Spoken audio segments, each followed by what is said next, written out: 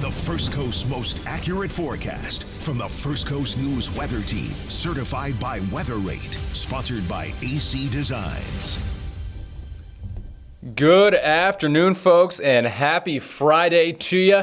Hopefully you're enjoying the sunshine, the blue skies, and the warmer weather today, because by the time Sunday, really afternoon and evening rolls around, it'll be quite the different story.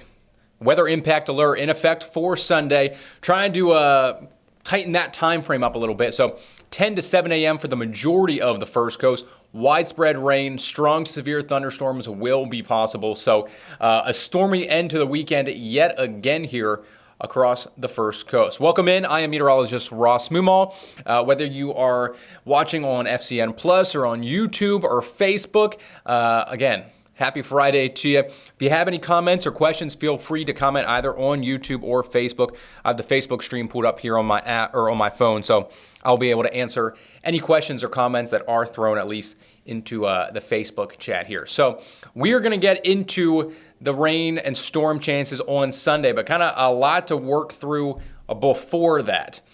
Here is the main system that we're watching. So this is pretty much the origin from where the storms that we're going to get on Sunday are going to be coming from. So a big swirl, you can almost see that center of circulation right over western and now moving into central Kansas. So if you look just to the north of Oklahoma, big swirl there.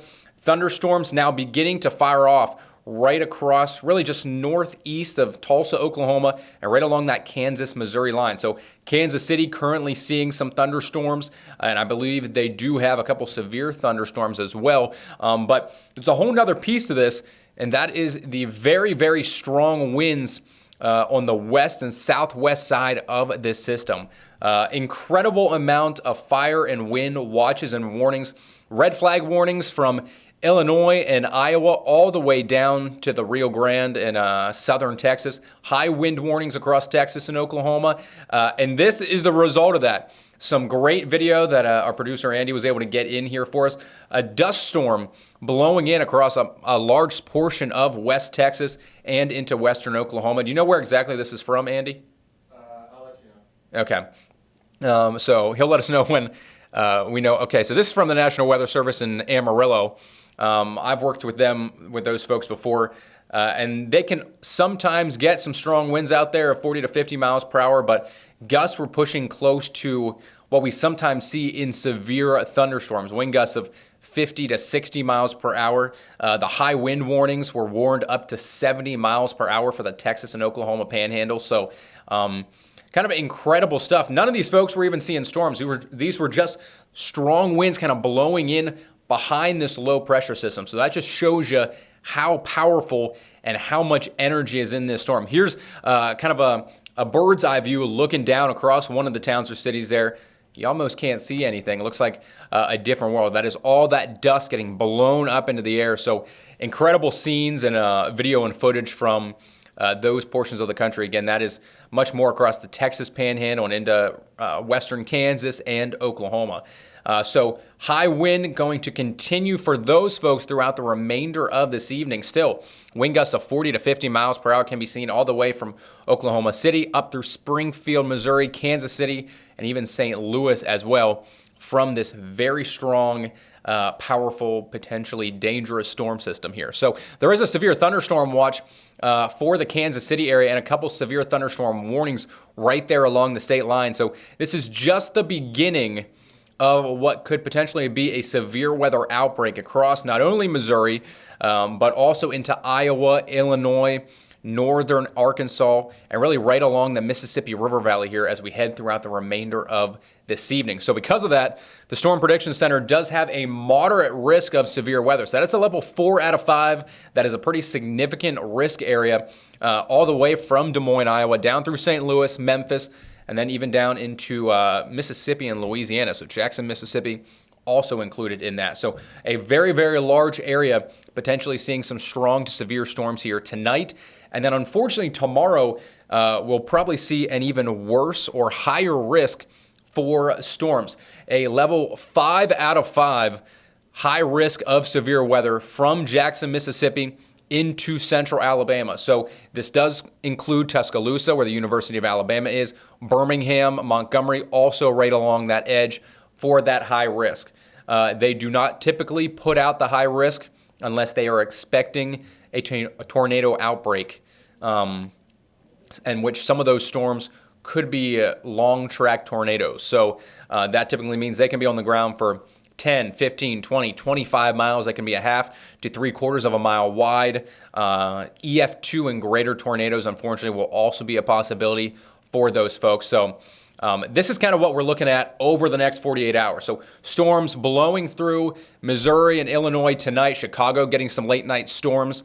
And really after midnight, the storm risk will lessen a little bit for the St. Louis and Chicago area, and we're going to start to look a little bit further southward. So down towards Memphis, into Mississippi, and even northern Louisiana. So these storms will kind of fire up initially tomorrow morning, and then the main wave will move in by tomorrow afternoon and evening. And right there, I mean, those are some pretty strong reflectivity values that the models are trying to pick up on. So an incredibly strong line of storms. And right where you see those darkest reds and almost maroon or burgundy colors, that's really where that highest or greatest tornado risk is going to be tomorrow evening. And then how do we kind of factor into the conversation? Well, that line of storms continues eastward overnight Saturday night and into early Sunday morning, and eventually will be on our doorstep shortly after sunrise come Sunday. So we will be having our eyes peered off to the northwest by the time the sun rises on Sunday, and we'll be timing out that storm and potential severe weather risk for the first coast throughout the day on Sunday. So let's just take a step back here. Let's take a closer look at what, if you have any friends or family in Mississippi and Alabama, and even, portions of Georgia and Louisiana, let's give you an idea of what you can expect. So I talked about the tornado risk. They have a 30% area in that pink color that is hatched, which generally just means, one, you have a very good chance to see a tornado, and potentially strong tornadoes as well. So that means EF2 or greater. High wind risk as well across a large portion of this area. And there also is a hail risk associated with this as well. 30% for potentially large hail. So that's going to be quarter to golf ball sized hail potentially being seen in some of these supercell thunderstorms that could develop tomorrow in that red hatched area. So we're going to take just a look, not only for them, but also for us here on the First Coast, at some different factors that we look at as, as forecasters and as meteorologists to try and, figure out what the risks are going to be, and what can come of the severe weather conditions and ingredients that might be in place. So this is really just trying to show you the amount of energy available in the atmosphere. So you see a lot right there along the Mississippi River early on Saturday morning. By the afternoon, that's much more so across southern Alabama and into Louisiana, so down towards New Orleans. A lot of heating, a lot of moist air as well. So kind of shows you how much energy is available to get pushed upwards, and to create very strong updrafts there throughout Sunday afternoon and evening. As we look ahead then to Sunday for us here, early in the morning, the energy values really aren't going to be nearly as high, but as the day progresses further and further onward, so late morning and into the afternoon, you start to get some of those light to darker greens, and then even by 2, 3, 4 o'clock, those yellows are really starting to pop out. So that's where you're going to start to see a potentially higher severe weather risk once you reach the peak heating of the day. So this current model is kind of showing it a very similar location that we were watching last Sunday. Columbia County, Union, Bradford, Alachua County, and then also even down into the southern half of Clay and Putnam, I think have a good chance of seeing some strong daytime heating, which could produce some strong thunderstorms and updrafts. A different way we look at it here, the helicity instability is really just showing you the wind shear and the rotation in the atmosphere. So this could lead to QLCS tornadoes embedded within a squall line of thunderstorms, or this can result in, if a thunderstorm is much more isolated and discrete, it's kind of just there by itself, this will allow it to start rotating. So then you get a rotating mesocyclone and a potentially supercell thunderstorm, which could spawn a tornado. So once you start looking into the pinks and purples and red colors, that's really when you have a lot of wind shear, and there's a very good likelihood of getting rotation. So overnight, tonight and into early tomorrow morning, you're looking right up and down the Mississippi River from Cape Girardeau and Paducah, Kentucky, down through Memphis, and right along the western edge of Mississippi. And then by tomorrow afternoon, this is really when I think the worst of it for a lot of those folks is going to occur. So Mississippi, Alabama, these are some pretty scary colors to be seeing for tomorrow. So not only isolated tornadoes, but strong tornadoes looking to appear very, very likely for locations like Tuscaloosa, like Birmingham. These are locations in Dixie Alley that have already been hit by, very large tornadoes over the past 10 years. Some of these, locations, not necessarily the highest of income, they're still recovering years and years later. And it looks like they could get another very impactful and powerful line of storms once again tomorrow. So our thoughts and prayers are going to be with those folks. We'll continue to watch it here over the next couple days, or especially into tomorrow afternoon and evening. But then as it shifts closer to the first coast, still keeping a decent amount of that energy along with it, especially as it reaches our western counties there.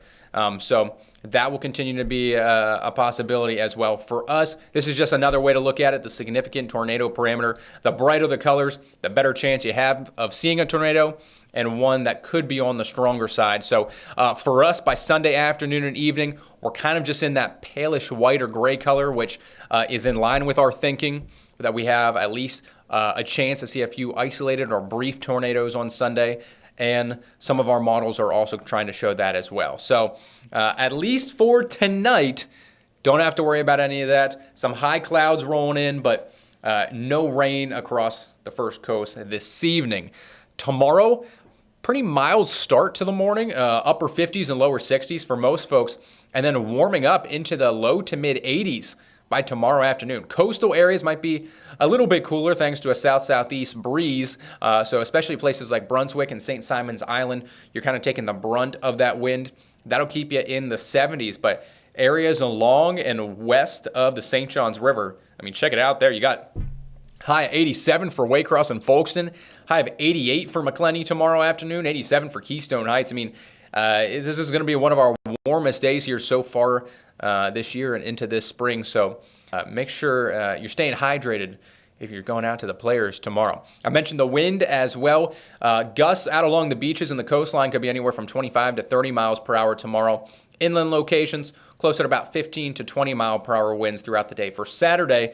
But then on Sunday, still strong winds. The wind direction is really just going to change out of the southwest. So this is going to be ahead of that front and eventual squall line that rolls on in. So a fairly gusty, windy weekend here across the first coast. So might make things fairly challenging for the golfers out there at TPC, both tomorrow and on Sunday.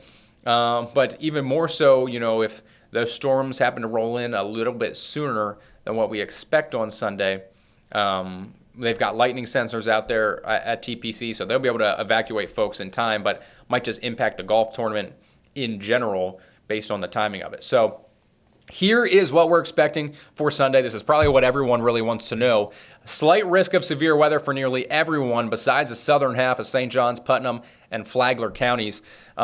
Primary risks, wind gusts anywhere from about 50 to 70 miles per hour do appear to be likely, or at least possible. There's going to be a very strong low-level jet about 500 to 1,000 feet above the surface as this line rolls on in. Essentially what that means is if you have a 40-knot wind 500 feet aloft and you have rain come down through that, all those winds get pulled down in that downdraft to the surface and then spread outward. So a 40-knot wind at 500 feet getting pulled down with extra speed and momentum, that can easily come out as a 50 to 60 mile per hour wind gust at the surface. So that's why we do have the chance to see some severe winds.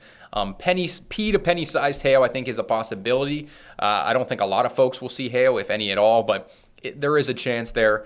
And then, of course, as I've kind of briefly mentioned before, an isolated or brief tornado will also be a possibility. So Our far western counties, so I'm talking northern Columbia County, so north of Lake City, Ware, Pierce, Brantley, and northwest Charlton, storms will likely start to roll into your neighborhoods and towns by about 10 to 11 a.m.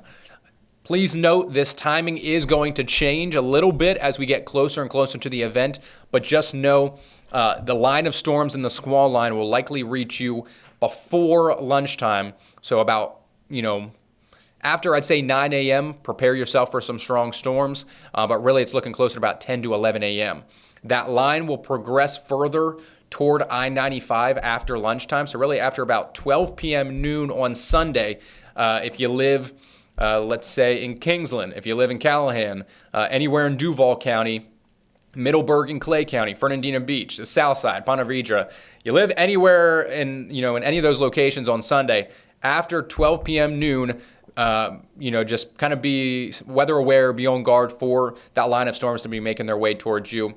Likelier timing probably going to be just after lunchtime, so closer to 1 to 2 p.m. And we'll break this down in full detail here in a couple other graphics. But it does look like that after, I'd say maybe 6, 7 p.m. at the latest, all of the rain and moisture's off the coast and clearing skies then for Monday. So here's another way to look at it. Again, this is going to become more fine-tuned and more precise later tonight, or even as we head into tomorrow.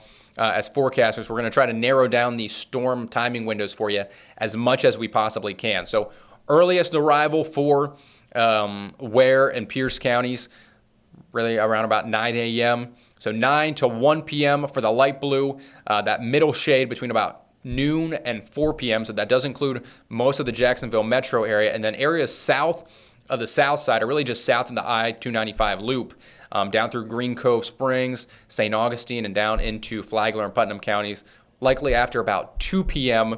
for that severe storm timing to make its way towards you. So county by county here, Ware, Brantley, Pierce, I just kind of noted this. After 9 a.m., best chance for you to start to see some storms. Heavy rain. I don't expect nearly as much rain as we saw last Sunday, but gusty winds of 50 to 60 miles per hour certainly will be possible. As the storms move a little bit closer to the coastline, I do think there will be a slightly higher tornado risk, especially as you get a little bit of some extra heating into the day. So for Glenn and Camden counties, Nassau, Charlton, especially in and along that I-95 corridor, isolated tornado risk, some gusty winds will be possible. Back out to the west then, Columbia, Baker, Union, Bradford, slightly later arrival besides our friends up in northern Columbia County. So the Osceola National Forest out there might get it a little earlier than 11, but I think for the most part, 11 to 4 p.m., be prepared for some isolated severe wind gusts. Tie down anything you have outside, or at least, bring it inside your garage or something like that. You don't want anything to either get blown over and broken or anything of that nature. So try to just, prepare your property beforehand. We're not expecting a severe weather outbreak per se, but certainly some isolated severe gusts and an isolated tornado will be possible, not only for folks out I-10, but right here in our own backyard in Duval County. Again, in and along I-95, you get closer to the coastline, there will be a little bit of some extra heating. I think the overall dynamics for some rotation in the storms could be potentially a little bit better. So slightly higher tornado risk for the I-95 corridor than it will be for our friends out towards I-75. But timing between about noon and 4 p.m. for Duval, Clay, and Putnam, likely after about 2 p.m. besides the northern half of Clay. You could see it perhaps a little earlier than 2, but this is really just trying to give you the best idea that we have, at least right now, as to when we could see this line of storms roll on in. So for TPC Sawgrass down there in Ponte Vedra, I do think they'll get the majority of the final round of the players in. Doesn't look like it'll be until after about 2:30 or 3 p.m. that we might see some storms roll on in.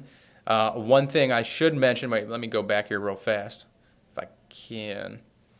Well, I can say it over this. One thing I will mention is sometimes these squall lines can become really outflow dominant, and the gust front kind of continues to just blow out, continues to move eastward and picks up speed. So it kind of pulls away from the actual cold front that is spurring all this on. So because of that, sometimes the models don't necessarily pick up on the speed of the squall line as accurately as they, perhaps could.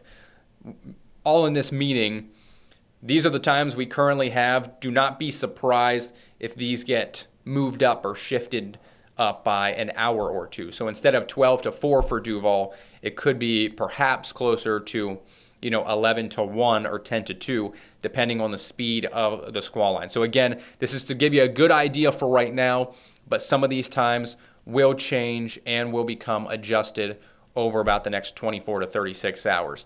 Now the next one, good news, sunny skies for your St. Patrick's Day on Monday of next week. So finally lucking out with some drier weather there, although it will be a little bit cooler and breezy. As you're hopefully, finding that pot of gold at the end of the rainbow on Monday. And then after that, relatively quiet early part of next week. Tuesday and Wednesday, we start to gradually warm back up. Low 70s Tuesday, upper 70s, close to 80 by Wednesday. And then next Thursday will be our next front. It doesn't look to be nearly as strong or as potent as what we are expecting this Sunday, so that is some good news. But it will bring what I expect to be a very narrow line of some showers, perhaps a few isolated thunderstorms, but we are not currently expecting any severe weather with that front next Thursday, and then really just a small cool down into the upper 60s and low 70s by next Friday, but sunny skies once again. So big stories for us locally, going to be the rain and storms on Sunday, and then next Thursday we will watch for that next narrow line. But we're going to have much more, not only on our severe weather chances here, but also for the severe weather across Dixie Alley tomorrow, and for folks in Missouri, Illinois, Tennessee, even here tonight. So a lot going on in the weather community over the next 72 hours. So we'll try to be on your side as best we can, giving you updates and the latest info on all of that information. Lubbock, Texas. Okay, so Andy said this is out of Lubbock, Texas. I was wondering if you were ever going to chime in over there, Andy. Well, I didn't know, but this is a live shot. Oh, okay, yeah. So this is a live look at Lubbock, Texas. Wow. Yeah, that's pretty incredible stuff. The last I looked, their wind gusts were anywhere from about 40 to 50 knots, which is pretty substantial. That's close to 50 to 60 mile per hour winds for a lot of those folks out there. So pretty incredible scenes from West Texas and western Kansas and Oklahoma. I saw a satellite image earlier today. You could kind of see the dust storm blowing across the area there. So pretty strong storms expected across much of the upper Midwest and Central Plains. And again, Dixie Alley tomorrow, here for us by Sunday. So if you're watching on FCN Plus, on Facebook, on YouTube, as always, we appreciate you guys tuning in. If anyone does have any questions on at least the Facebook stream, I've got that pulled up. If you have questions, feel free to ask away. If you just want to say hi, you can do that as well. I don't see anyone commenting, so if not, enjoy the rest of your Friday night. If you're going to the Players tomorrow, have a good time. Myself and Anthony Austin will be there, so if you see us, maybe don't say hi. No, certainly say hi to us if you see us. And stay weather aware. Again, we'll have more information and forecast for you on the severe weather threat coming this Sunday. I'm Meteorologist Ross Mummah. Take care and enjoy the rest of your night.